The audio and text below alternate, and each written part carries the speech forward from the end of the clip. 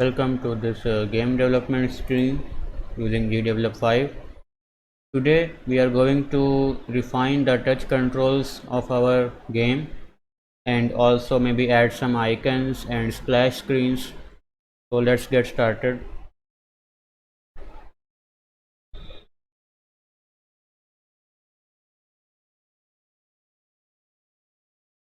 So, and yes, one more thing. When yesterday in the previous video when we were running our game in our device, then it was starting from stage 2, but we want it to start from the loader screen, that is data loader. So in gdevelop, whichever scene is at the top, that scene becomes the main scene of the game, and by main scene I mean that scene will be run first when you export the game. So there is an option in these three dots. If you press them, you can see move up. So when you move up, move up the data loader scene, move up, move up again, move it up all the way to the top, move up, up, move up. Yes, that's it. And now when we publish our game, it will start from the data loader scene, and the data loader will manage where to go. From data loader, we have the code which enables us to go to the main menu, and from there the main menu will manage where to go. So we only have to tell which scene to run first, and that after that scene we ourselves manage which scene to run. We have done this, put data loader at the top. Now our data loader scene is the default scene that will be run. Other thing which we noticed yesterday, and that was that the game is registering both mouse clicks and touch buttons. When we export it to Android, it is responding to us touching these buttons, as well as it is you know considering the touch as a left mouse button, right? So the game is doing both things. When you touch, it considers the touch as a left mouse button, and at the same time it is also considering it a touch. So it's doing both functions. So here in our actions, what is happening is that uh, this line of code is also running, and this line of code is also running. A touch has ended. This is being detected as well as this is being detected. So the touch is treated as a left mouse button, right? And so this is becoming very difficult because uh, the controls were very fiddly when we played the game yesterday. So let's fix that. Since in this game, that is the Soul Hunter Downtown standalone, we are not going to be adding any networking capabilities, and we are going to be using it for touch devices. So I am now going to remove the mouse button conditions only from the stages, only from stage 1 and stage 2. I am going to remove the mouse button touches because we don't need them, because we are just going to use this game on touch devices. So just click on this and click and select delete. Wherever you find mouse button, right mouse button was released, just delete that. And I hope nothing wrong happens. Right mouse button, because in touch devices we don't have a mouse. So why? So I'm just removing them. I don't think it will affect anything badly. Here also. So I removed a few statements where we had the mouse checking. Here also we are checking the mouse. Just delete this. Yeah, that's good. That's looking better. And save it. Let me do the same in stage 2 also. Stage 2 events and left mouse just delete this one also just delete, and this one also just delete it, and this right mouse button also just delete it, and if there is anything else, this one just delete it. So we deleted all the mouse button press checking, wherever we were checking whether the button was pressed or not. So we deleted all that. Now let me save it. Now when I play the game in my computer, I will have to press these, and I don't think they will work because I am, you know, clicking the mouse and not actually pressing it. My computer does not have touch screen. So uh, let me run the game and see what happens. Maybe it will emulate touch. Maybe. Let's see.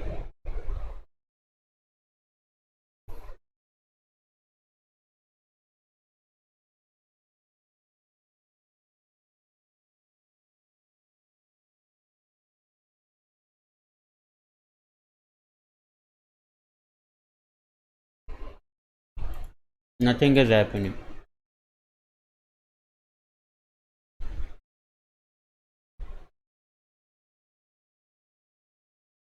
Nothing is happening. So we remove the mouse button touching conditions, and so now we can't do anything on our game in our computer. When we will transfer it to our phone, I hope that it works. And now one more thing, I think I should put these buttons like this, what do you say? Right, little bit here, like this. What do you say? This looks better, or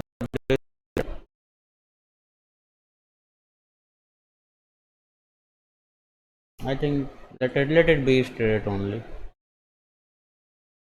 Okay, cool, nice. So now I think we need to choose some icons for our game, and you can define icons like this. Go to this project manager, and in game settings go to icons, I guess, and yes, from here we can create some icon for our game, and you can generate icons from a file. So I think that will be a better option rather than just creating it. So if I click on create, I can edit with Pascal, but if I generate icons from a file, I will have to choose a file to generate icons. So can I just choose the ninja girl and generate the icon based on her face, right? And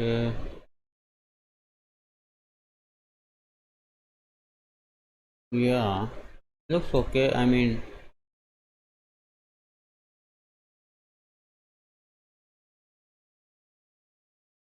I guess I will pick ninja girl.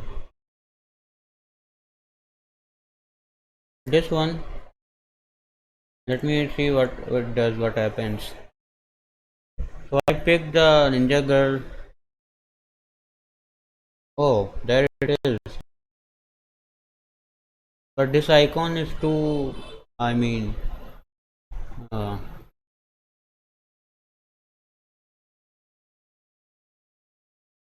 it's kind of not looking very good. So uh, you can, you know, process your files. You can go and edit each one of them, but that's not a good thing to do. There is a software called Accent Convert, and I have it installed right here. Accent Convert. So before using it, let me show you where you can get it. Just type Accent Convert on, and here it is. No, not here. This accentview.com /accent convert /en convert. So this is action convert, which you can use to batch process images, and I use it to for different purpose, and it's really convenient, and it's a really good quality software. So you can just go ahead and download it, and if you intend to use action convert in a company, you must purchase a license. So if you are a company, just purchase a license, and otherwise you can, this product is a freeware for private or educational use, and that's it. You can just download for Windows, Mac or Linux. Just download the version which you like, and then uh, just start it. I have it here in my taskbar. You can search for it from here. Convert in your start search bar, right? Just open it now.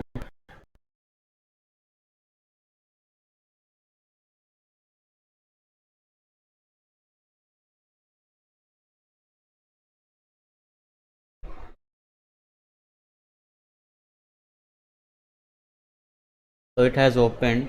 So I will now go to my game folder, and I will choose the solid generator and put it right here. That will consume space, but anyway, just go. I will just go to my Ninja Girl folder. Pick one Ninja Girl picture where she is looking straight. So I will just drag this one and put it, drag and drop action convert. Actions, I will just do cropping. Right now size option, but I don't want to use it. So I will just click on uncheck enable. So like not be resizing it. Now to add action image, go to in crop, you go to from edge. So yes, top, bottom, left and right edge. From bottom, just type 100 and see how much it crops. So 100 is too less, we want more. 200, it is also very less, we want 250. No, it is too much. 210, this is also too much, too less. 240, so 240, 230 looks okay to me, right? Or maybe, yeah, 220 is also okay. I will choose 220 as the cropping, and from left and right I don't need to crop really because it's looking alright, so that's okay. Now I want to make sure that it is square. Why? Because when you go here you can see that all the icons are square in shape. 512 cross 512, 500 width, 500 height, which means, I mean 512 width, 512 height, which means that it has equal width and equal height, which means that it is a square, and every image is a square. 192 cross 192, and all these images are square. So let us put this image also in a square, container, so that its length and width, I mean width and height are same. So although we have cropped it and it looks like the width and height are same, but there may be some differences. So to make sure that our width and height are equal, we will just use the resize action. So I have resize already enabled, already put here. I will enable it, and okay, it is resizing like this, but we will fix that. To get resize action, just go to add action image, and here you can find resize. Okay, and let's fix that. Now what should we resize it into? How much width and height should we have? First of all, let us check what is the original width of our image. This is our original one, and the original width is 290 and the original height is 500. That's okay. And now go to GDevelop and check which is the highest resolution. Highest. I can find that the highest resolution is 512 cross 512, and all the other resolutions are less than 512 cross 512, right? Yeah, all are less than 512 cross 512. So ideally we should resize our image to like this, 512 and 512. Okay, it will create some pixelation. Why? Because our original width is 290 and we are expanding it to 512, right? So which means that uh, there will be some pixels, there will be less number of pixels, there are less number of pixels in the original image, and we are expanding it to more number of pixels. So the I mean the computer, the algorithms which we will use for resizing will have to determine where pixels go. So they will just this will create some pixelation effect. We will see pixels, we will be able to see the pixels of the image, the definition will reduce. So that's what will happen, but it's okay because it's an icon, we don't really care about lot about definition. Now we have done the resizing, and notice that we have used keep ratio, which means that the image will not get distorted, which also means that the image may not necessarily be resized as a square. Although we have defined that our width should be 512, height should be 512, but the computer, this program will keep ratio, keep ratio, which means that it will not distort our image. It will change the height based on the width, and it will change the width based on the height, and like this. If we supply the height to be 0,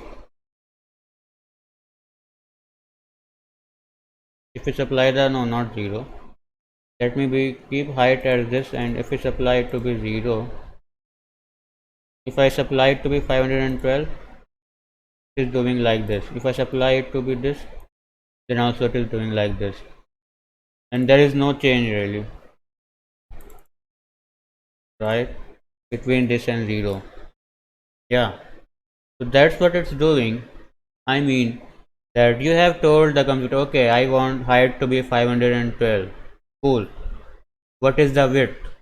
And you have not supplied the width, but you have said that I want to keep ratio. So if you say that, this program will uh, you know change the height to 512, and it will determine that accordingly according to the ratio of the original image. So our image in this way may not necessarily be converted into a square image. So we need one more step here. Just has 512, it didn't matter because it is going to adjust it according to the ratio of the original image and not according to what we want, because we have checked keep ratio. If we hadn't checked it, then it would have done whatever we told it, the image would have distorted. Let me show you. So you can see that the image distorted a little bit. If I put width 0, or I should put something else, you can see that it is distorting the image because I have not checked keep ratio, right? But if I check it, now the image is proper again. So you have to check it and put the width as 0 so that it will decide whatever width it should be there in order to keep the image from distorting, in order to preserve the aspect ratio of the image. So that's a lot of things about aspect ratio. And so let us add another action to to you know uh, to be sure that our image converts into a square dimension. So just choose image canvas resize. In canvas resize, you uncheck keep ratio and you just type whatever you want. So we will be having 512 cross 512. It's this big, and we can actually, you know, change the alpha of this to 0. And now we have this kind of big icon, which may not be very appropriate because it's not filling the screen. So just I think I will just go here and I will type 512 here in the width section and then say keep ratio. So now you can see that our icon is filling up the you know whole space. Or can I just do this and not have to do this?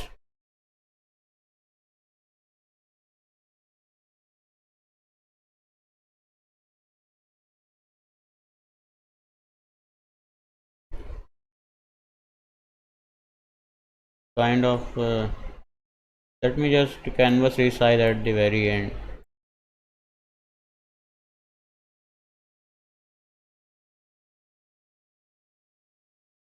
Crop first. Yeah, yeah, that's looking better than than before. So let me choose yeah, yeah, okay. So the order of operations is also important. First you crop the image, that's what we did in the beginning as well. Then you resize the image itself using the resize operation, that's what we did. And then you do canvas resize, then you resize the canvas. So in this way we will be able to resize our image properly. And make sure to put the alpha as 0 in canvas resize so that the extra area which your image will occupy in order to you know uh, maintain its size of 512 cos 512, that extra area should have a transparent color. Alpha should be 0. So like this we can be sure that our image will be a square image. So I can see some lines here. Let me, oh, those lines will remain. Okay, it's okay. Hardly visible. So that's how you can create a square icon, one file. And we will use this one file to generate icons for all the files. You can just put it in the source folder and just type source icon. Just use source folder, that is the folder from which you obtained the original image, and then after file name type underscore or something, whatever you want, just type something else to make to differentiate it from other images.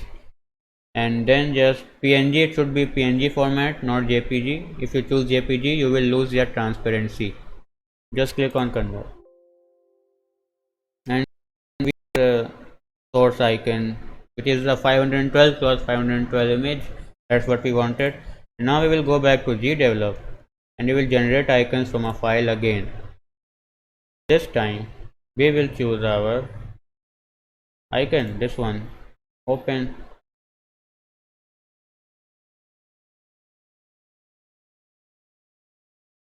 Yeah, so that's looking so much better, right? The face of the girl is our icon, and this one is kind of, no, it's okay, it's okay, it's good. We have all the icons and they are good. Apply, just click on apply. Now our icons have been made, right? So if you go here you can see the new icons now, the old ones have been deleted. Good, we don't have to manually delete them. Okay, now about splash screen. So just go to project manager over here and game settings, and I think from here you can go to properties and choose a splash screen, I believe.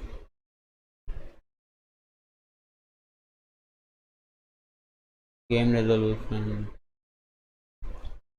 I don't find any splash screen. There is no oh yeah, display redevelop splash at startup. So that splash screen will be displayed. Redevelop splash screen. And if you don't want to display the GDevelop splash screen, you will have to pay some fees. And if you try to uncheck it, GDevelop will say that get a subscription or login. Yeah, you will be able to log in if you get a subscription. So you can choose to do that. If you don't do that, then GDevelop splash screen will be displayed. And if you want a custom splash screen, I believe you can just create a new scene, and put the splash screen there, animate it, and that's your splash screen.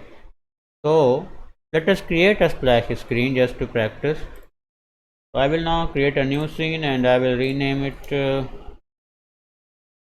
splash screen, and I will click it, and I will just make it a very simple splash screen, very simple. uh, just create an object, right, and call it black screen. This is just a screen, and default edit.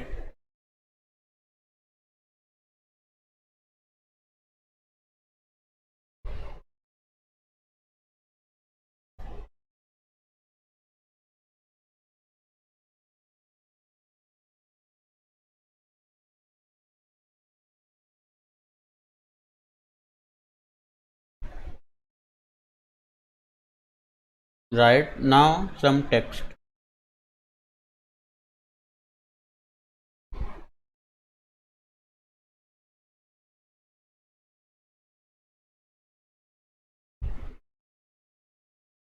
uh, Splash text. Oh no, text should be actually text, not a sprite. So delete this and add a text actually, and call it splash text.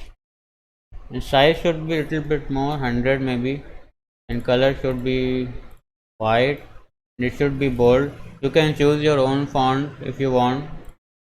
You should just link to the font file, which is normally a .ttf file or .otf file. Okay, let us see how to add a new font only. There is a website where you can get public domain CC0 free fonts, and you can use them commercially free of charge. So uh, type open fonts, and let it open. There is Google Fonts also, but I think there was an I think this is the Open Foundry, which gives you open source fonts. Let me type open source fonts, or I mean fonts. There is no open source font. Fonts are not a program, but Open Foundry website. No, no. Site called Open, and I can't find it anywhere. Was it Font Library? Yeah, it was fontlibrary.org. So close Open Foundry. Go to fontlibrary.org, and it's a library of free fonts which you can use. Now if I want some nice font for my game, just for the splash screen, I will choose, maybe this one looks good. This one looks like Disney font, and just open it and see it. You can search for, go to go and browse the font. So yeah, and all fonts available from this website are open. I mean, they are in public domain, and you can use them free of charge in any project, in commercial or not. That's the good thing about it. I think this one looks very good, Umberto. I will take Umberto, right? And let me just read their terms of service.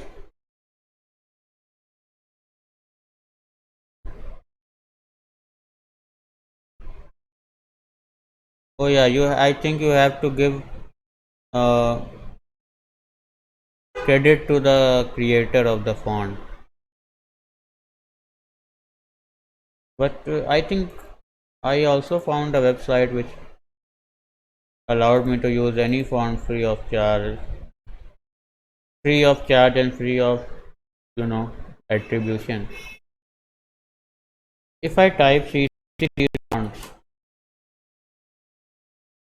there is an open font library.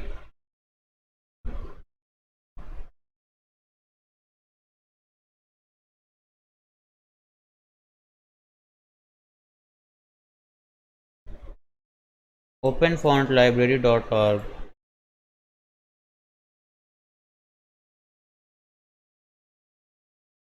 Huh?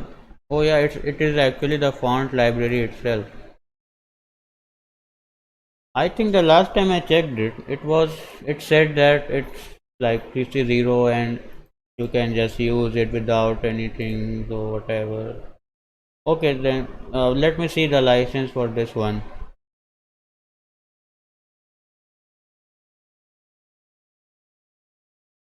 This font was added by Malray and if I the site is down or something. Oh yeah, whatever.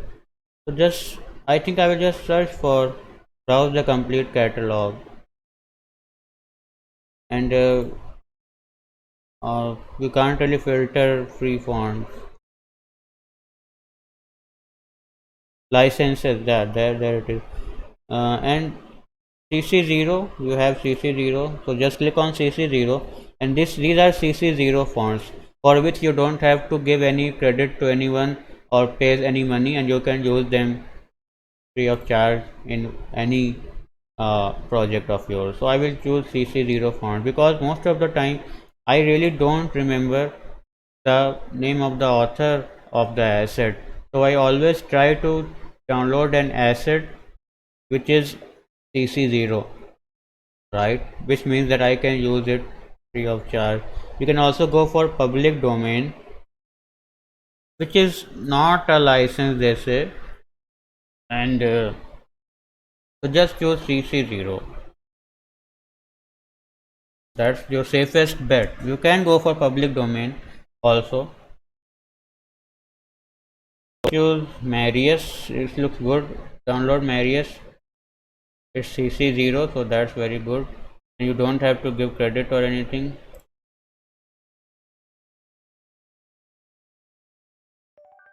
So I have downloaded the font, and now I can just. I think I will have to uh, put that into my game folder. So I have unzipped the zip file of the font and put it in my game folder.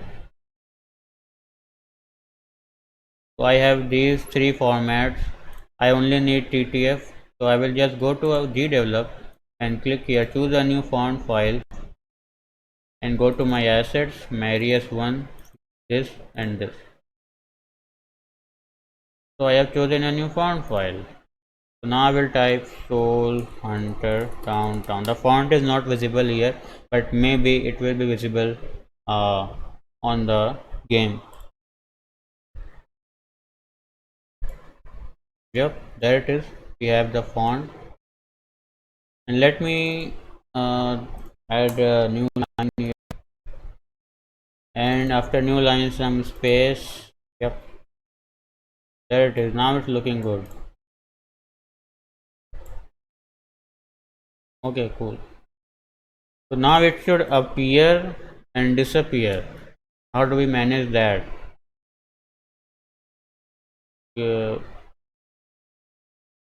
Can I add a behavior?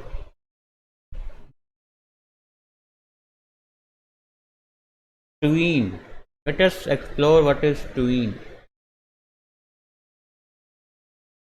Tween.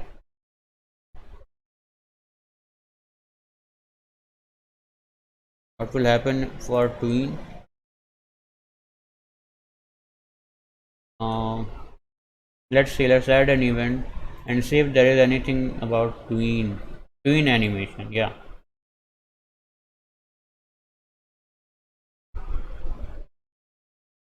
tween exists for this. Oh, it's kind of confusing. I rather not use it. Delete it. Okay, whatever. Live. So to add some animation, I think we will have to do it using code. So at the beginning of the scene, at the beginning of the scene, start a timer. Start a timer, and this should be text animation timer. Text animation timer. And at the same time, at the same time, we should change the opacity of our object to 0. Wait, where is the, yeah, there it is, visibility, opacity. Oh yeah, I have to go to text object, opacity is equal to 0, so it is invisible right now, and and every frame its opacity should keep adding every frame, right? So let's do that without any condition. Just add an action for text object, change text opacity plus 1, right? So it will take us 255 frames to bring the object to its normal opacity, right? So let me take my calculator. Although, yeah, calculator.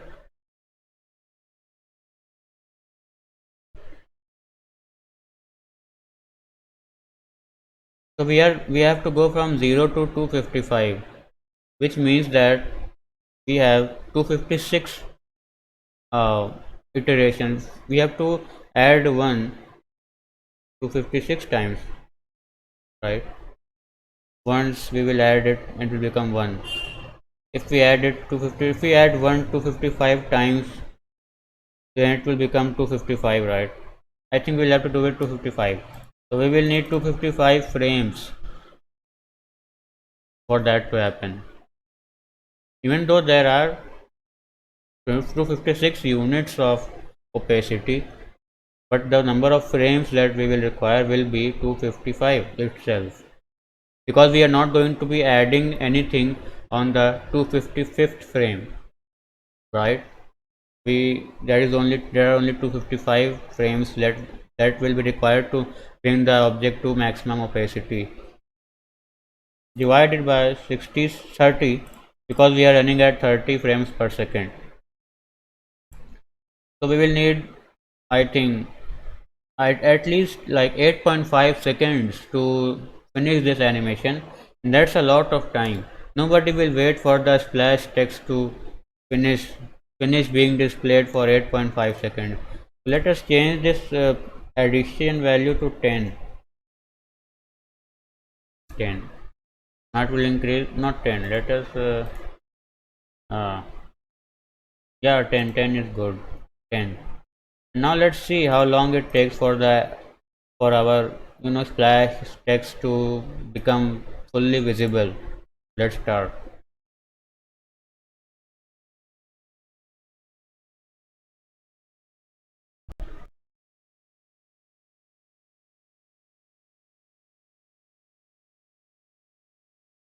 I think it took around, I don't know, 3 seconds or something. Yeah, whatever. So, and now add a condition.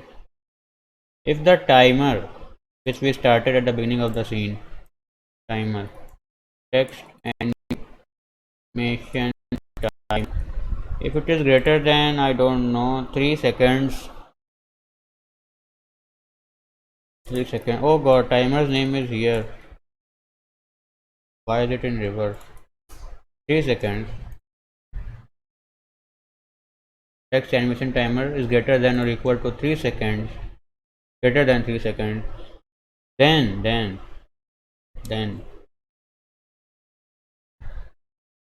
we will just make it disappear, right? So I think we need a variable called uh, it's getting kind of you know complicated. uh, Offset, and by default its value is 10. Apply, and I did that because this operation will play every frame, so we will tell it whether we should add or subtract, because we have both operations here. At first we are adding plus 10 to the opacity, and after some time we will be subtracting 10 from the opacity. So in place of change the opacity, not don't put the value, just put the name of the variable, value of a scene variable, and scene variable is offset. Right now it is 10, so it will add 10, and when our timer has reached 3 seconds, we will change the value of offset to minus 10. So what will happen is this line will still run, but now it will subtract 10 from the opacity, right? So now our object will start disappearing. Let's do that. Variables, value of a scene variable offset is equal to minus 10, right? So that should work. And after again after the timer has run for 6 seconds, what we will do is we will just fetch the scene, just copy this, because we have to take the player to the main game also, right? Can't keep them on the splash screen. 6 seconds, then they will go to the loader scene, change the scene, data loader, stop any other pause scene. Okay. So using this code and this variable, you can make a simple splash screen. And first of all, our splash screen should run instead of data loader now. So just move it up the list, and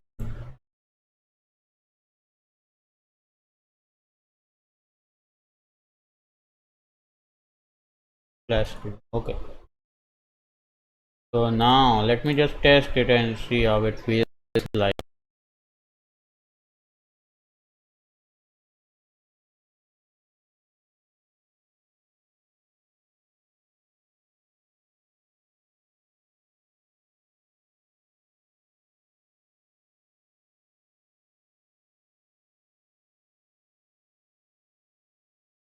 Yeah, it's working. It's just you can adjust timing values according to what you want. 6 seconds is the maximum time which we will spend on the flash screen, right? And 3 seconds is the half time of that. That's it. That's all you want to change here. So you can use this code to make a very simple splash screen. And we have put our splash screen on the top, so it will be displayed after the gdevelop splash screen. So, and we have tried to fix our input, and so we have removed the mouse checking from both our stages. Let me just verify for stage 2. Yeah, we have removed stage 2 also. There are no mouse events. So, okay, now it's time to publish our game again. Export it the way we did yesterday in the previous video. Just click here, Android and iOS, and packaging for Android. I have one remaining build for today because I used one yesterday at the same time, so I will just do it.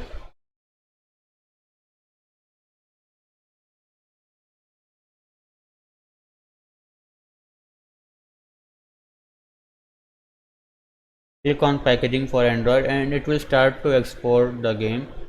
Now it is uploading the my game files to the server. Although it filled up pretty fast, but it will take some time to upload properly. So I will pause the recording and I will resume when it has uploaded. So it has finished uploading. Now it is building. So I will just resume the video again after it has built. So it has finished building. Now I will download and put the .apk file in my phone and run it, and I will be putting the feed from my phone on the video, right? So let me do that. I will pause the recording and do that, and when I will start it up on my phone I will resume it again.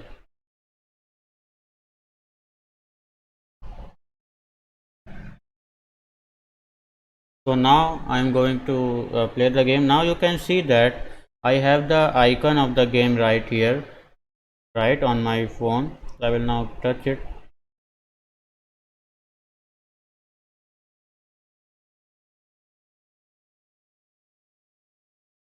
I have my splash screen,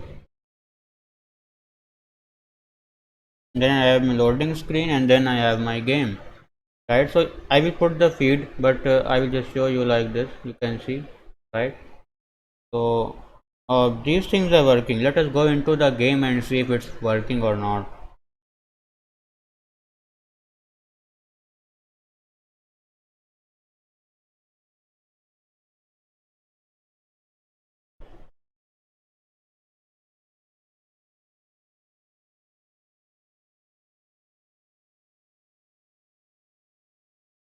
So there is some problem here. We can fire when we are in the air, but we can't fire when we are on the ground. So there must be some error here. We will fix that error right now, right? So in our game we had an error that when we were jumping, only then we were able to fire the projectiles. But when we were on the ground, we were not able to fire the projectiles. So let's see what's going wrong. If Ninja Girl is on floor and touch has not ended, our cursor is not on jump button and our cursor is not on attack button, and the animation is not pro, then the animation will be idle. But suppose the Ninja Girl is on floor, global variable can fire bullet is equal to 1, and the cursor is on attack button and the touch has ended. Okay, and here we have the Ninja Girl is not on floor, can fire, it is on attack button and touch has ended. Then also we will do the same thing. Okay, but the animation will be different. Yeah, why is this not working? And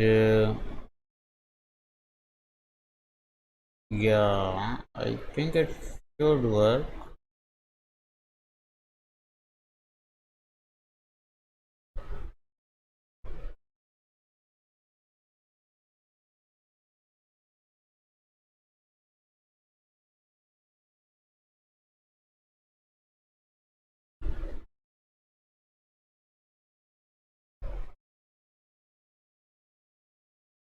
Hmm. So let me think about it a little bit. So this line of code has some problem.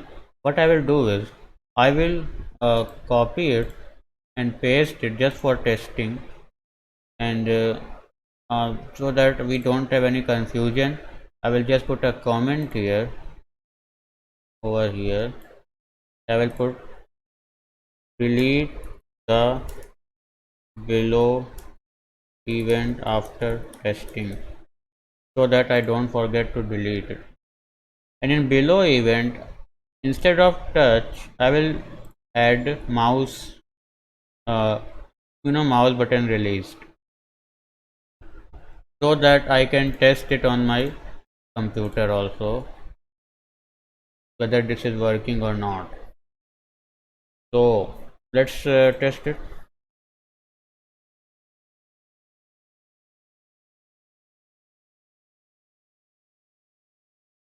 Yeah, it is working.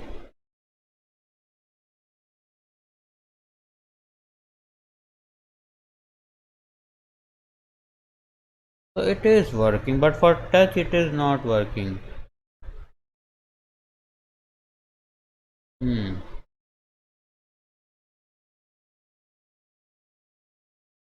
Why not? Why is it not working for touch?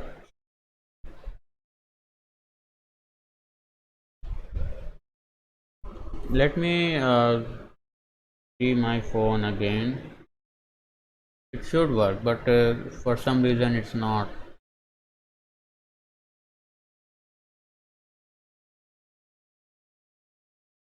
So now what I am going to do is, since our game is detecting both mouse touch, I mean left mouse button clicks and touches in our Android phone, I will be changing all the touches to mouse, left mouse button, because it seems that you can only at one time you can only interact with one touch, right? And if you have multiple places for touching on your phone, it is not working, that I have found, and I think that is the case.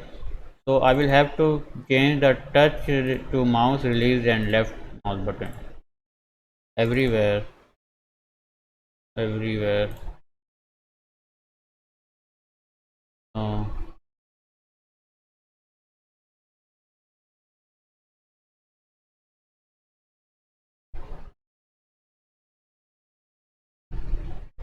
I said I had to delete it, so I will delete it now.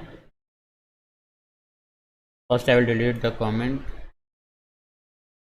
then I will delete this, and here also.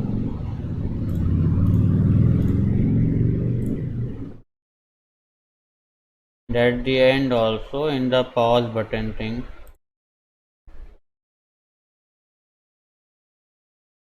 there it is. We have changed all the touches to mouse button clicks,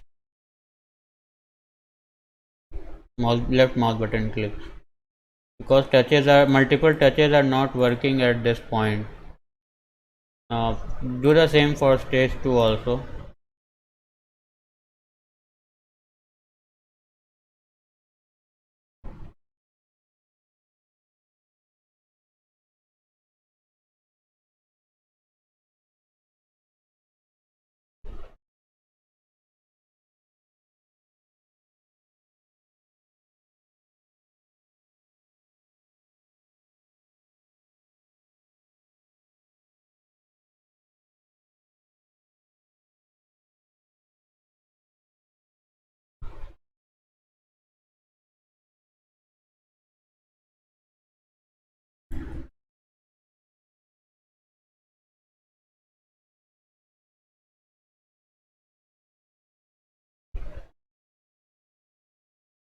And that's okay. And while playing the game on my phone, I encountered one more error, and that was when I was unlocking a new stage and coming back to the previous stage, the character was not dying. That was something that was happening. So I believe what's happening is that uh, the character died right when I unlocked the stage, right? But I think this has died. A variable is being reset. No, it's not. Then why that was happening? Oh yeah, health variable is being reset. That's true. That's true. But has that is equal to 1, so this is not playing. I see. I see. Yeah. That's something that we may need to take care of right now. Uh, the thing is that if the player character dies right when they are unlocking a new stage, then uh, if you come back to the previous stage, your character is not dying, it becomes immortal. That's a bug, right? So we have to see how to fix that. If I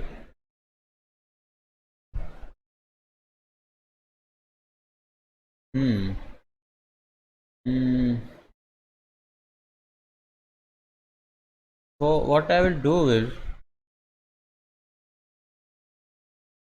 I think I should add a delay or something. Yeah, if the character has died, then we will not run this command at all, even if our points are greater than the points required for next stage, right? So I will add one condition here, and that is has died is equal to 0. This should be true, and then only we will unlock the next stage. Otherwise we are facing a very strange bug where our character is becoming immortal. Has died equal to, oh, 1, no, not 1, 0, which means that character has not yet died, and then if they reach the threshold point, reach above the threshold point, then we will show them the unlocking message, and also that's good, that should work. Now I will again, although I think I don't have the remain exports. Let's see, I have one again, uh, one remaining build for today.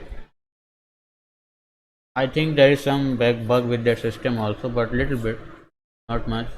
So now I guess I will report that bug on their forums, that it was showing me one before, also it's showing me one right now. So let me see if I can actually package it again.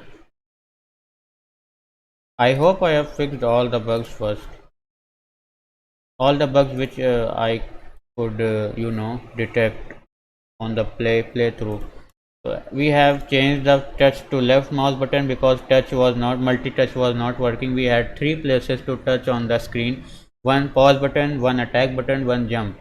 So at one time only one was working, and that's not what we want. And since our game is registering mouse clicks on the touch screen also, so I don't think that this will cause any problem. Let's see, let's export our game and see how it works, if it works or not. So it's uploading. I will just wait for it to upload. Downloaded the game and installed it on my phone, and I have checked it, and it's working very well. And let me show you, I will put the feed of the game here. Let me show you that it is working well.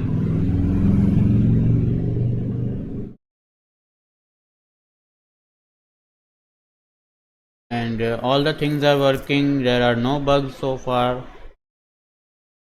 right? So, and I played a little bit, and I have some score here. I have made some upgrade, so it is saving also and loading also very properly. Let me just show you the game. I have unlocked a new area last time. I will just play the area 1, and you can see that I can attack while jumping. I can also attack while standing, and I can press pause button also while doing all that. So it's really good. It's really working. No bugs at all. Looks good. Looks high quality, and so yeah, you can just play with it, and that's all. That's good. I can go and do some upgrade. I did it twice. Okay, cool. Now I will go and I will exit. It will save, and when I will return, I will get my saved game, right? So that's amazing. You can see that I have my upgrades, I have my coins and points. I can play the second stage now, and it's also working pretty well. So I guess our game is done now. This one does not have networking capabilities, but we made it that way, this standalone version, right? I will i will put the source and the apk file on the GitHub repository so that you can go over there and download it for yourself and play it. And maybe if you want to change the game around and make your own game and publish it, you are free to do so. I have no problem with that. You can use it for commercial purposes, or whatever you want to do with it. That's okay. So now, so that's it. I guess our game is working. It does not have any uh, really apparent bugs. I mean, big bugs. There may be some small bugs which we don't know about, but whatever bugs we saw, we fixed them. It's working on touch devices. The touch is working. It's smooth. So now our game development, the client development, I mean, the standalone game development is complete. You can now go and download the repository, the code from the repository, the standalone repository, and play around with it. Maybe use it for your own project. And I will put the apk file also. You can go and get the apk file and put it in your phone just to test it out how it plays. And we learned lots of concepts here also, right? So from next time we will continue working on our other version of the game, in which we are trying to include some networking capabilities like leaderboards and account making and login and password change and emails and all that. So we will continue that from the next video. And if you are enjoying this stream, join me tomorrow as well. Thank you for watching.